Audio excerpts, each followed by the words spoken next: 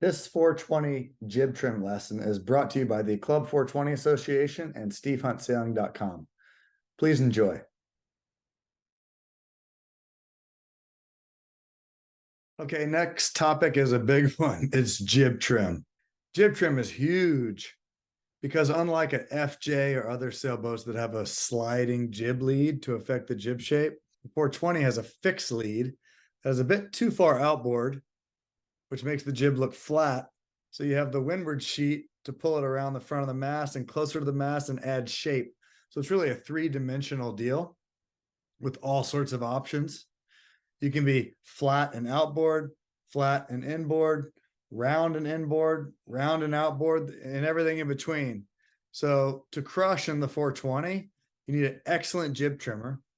And the skipper needs to be really into it too. Two different sets of eyes, because the skipper has to feel the boat and they have a different perspective. The crew also needs to be really, really good at making it perfect and also experimenting and knowing what to do if the boat doesn't feel right. So let's dive into jib trim, which is a key for 420 speed. So out here in about 8 to 10 knots, just had a wire-to-wire tack, and Kathy's jib I'd say is perfect. It's a beautiful medium camber, not too tight, not too loose. Here's what it looks like from down low. From clue to tack, it's how your coach should take pictures. And now let's come up to windward and look at it. If Kathy bends her knees a little bit, I'll come to the high side and we'll look at it from the skipper's perspective. The jib looks different when you're sitting to windward in the skipper position, and it certainly looks different when you're trapezing in the crew position. Kathy in the house.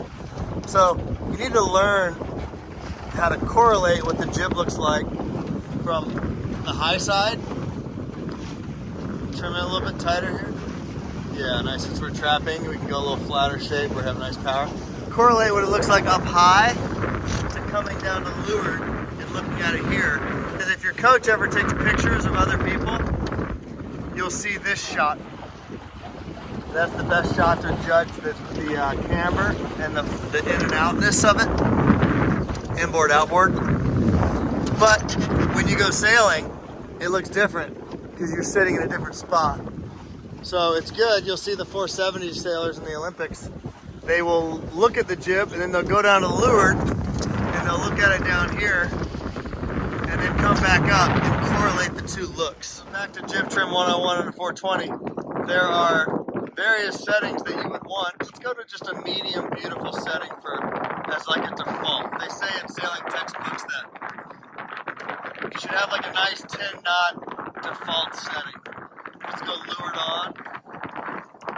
Windward's probably a little tight, maybe, not sure. Let's windward a hair. Now let's go windward on a little bit.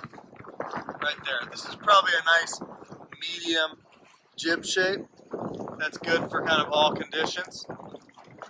But with that said, in a drifter, where there's hardly any wind, or if it's blowing 25 knots and you're overpowered, you want a pretty flat jib. It would be trimmed tighter in breeze and a little looser in light air, but in general you would have it kind of flat. In breeze it depowers you, and in light air, if the jib's too round, in literally 3 knots, the wind has a hard time flowing over a big curve shape. Jib trim 101 part 2 or part 3 here. We talked about real light and real heavy having kind of a flattish jib. In medium wind and flat water, I think you would have this style of jib, like medium camber. Camber means shape or depth. This is a fairly loose leeward sheet. Now let's add a little bit of windward. Gives us some shape. It's pretty good shape. Now add more windward. And now it gets, go ahead and trap. So I can keep pressing on the tail. Nice. So now this is a very round jib. I've actually seen this work in Long Beach in 9 knots. It's a massive bump, but it's extreme. It's a really powerful re-acceleration setting, but probably too full. This is very, very round. So now let's add some leeward sheet and see if it flattens out. Nice. So now that we added leeward, that flattened the jib and brought the whole thing in. Now let's ease the windward a hair and see what happens. It should just get flatter and go outboard. Yeah, exactly. And that's 2 flat and 2 outboard. Now I'll add more windward, if possible. Nice, and it brings it in closer to the mast and makes it rounder. So there's 2 ways you can trim your jib in. You can trim it in with leeward sheet. Let's try that a little bit. Just crank it. And that's trimming it in and making it flatter. Now let's ease that back out. Or you can trim it in with windward sheet. Let's crank that sucker. And that brings the jib closer to the mast. It makes the front come in a bit as if you're trimming it, but it makes it rounder. So I think you can trim your jib in or ease it 2 different ways, leeward or windward. And it's based on how much shape you want. Hey team, I hope you enjoyed the lesson. If you liked it, there's way more content just like this on stevehuntsailing.com, including a 420 tutorial that'll really help you do well in all of your 420 sailing.